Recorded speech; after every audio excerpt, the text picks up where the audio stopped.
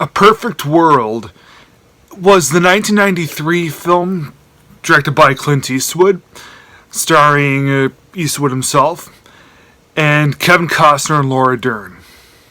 Need I say more? I mean, this movie is great. It is one of the best films Eastwood has ever done. He's done lots of films behind the camera and in front. This one right here is actually one of the best things I think he's literally ever done.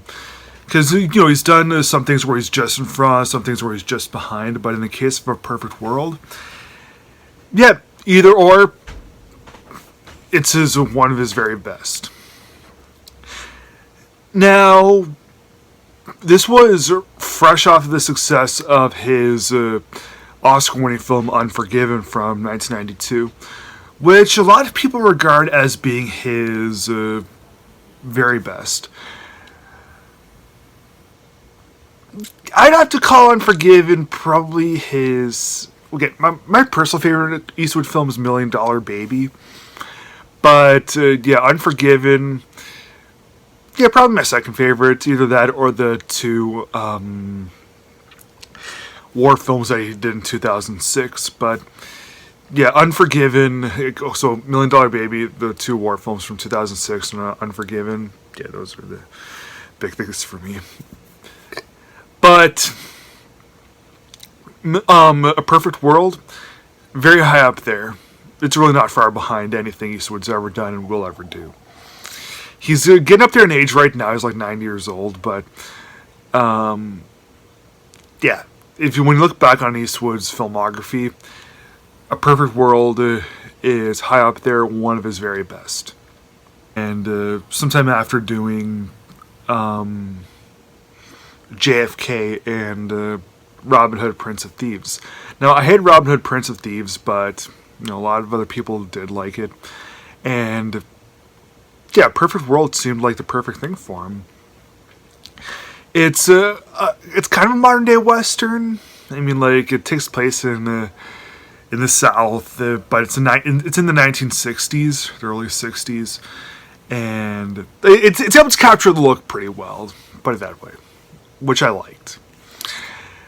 So, Costner plays this convict who is about to escape from prison, and his accomplice is more of a slime than he is. So they end up robbing a house of these Jehovah's Witnesses, and they kidnap the son, who's this 6 or 7-year-old kid named Philip.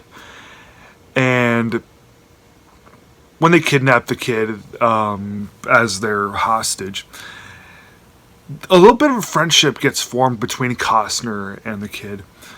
And Costner's accomplice, total slime, and he doesn't last long, put it that way. It's a bit of a spoiler. Eastwood himself, who wasn't intending on starring in the film, but ultimately is, plays this policeman who is pretty familiar with the Costner character. So Costner's plan is to flee the country and eventually return Philip to his family. Yeah, he wants to get out of the country, so because there's a big manhunt happening. So yeah, there's a lack of predictability in this, which I thought was really good. But the blooming friendship that happens between Costner and Philip is really intriguing, because they both have kind of similar, not really similar backstories, but they both have father dilemmas. Well, had because Costner's a fully grown man. They both had father dilemmas that kind of make them see through each other's eyes. And Philip kind of becomes Costner's almost like his spiritual family member, and similar sort of situation for Costner and the kid.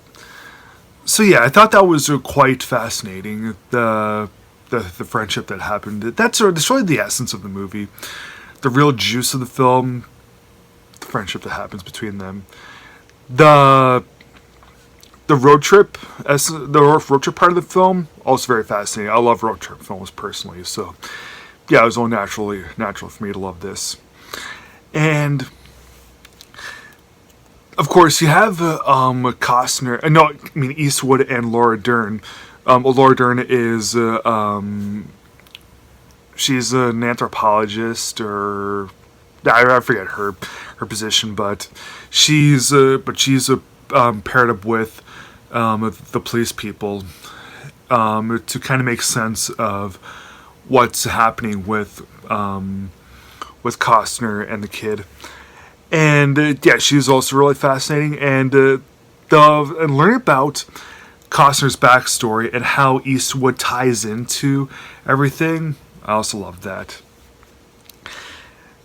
If there is a tiny bit of a gripe, it's that I thought that the ending, the big climax could have been a tiny bit better, but everything else in the film really makes up for it. Like, to the point where I'll give A Perfect World a 4-star score.